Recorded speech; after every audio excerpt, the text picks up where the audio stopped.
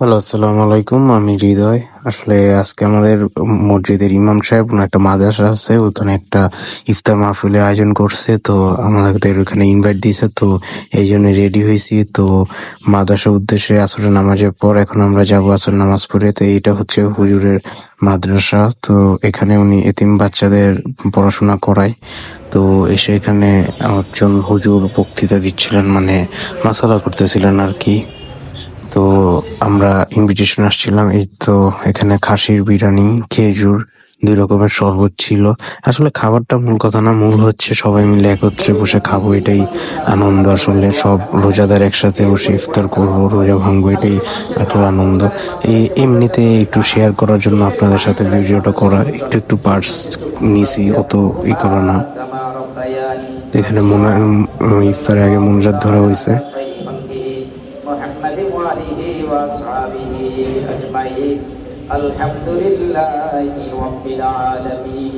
মোনাজাতের পর আমরা সবাই একসাথে খাওয়া দাওয়া করলাম, রোজা ভাঙলাম। এই তো এই পর্যন্ত ছিল ভিডিও। আল্লাহ হাফেজ।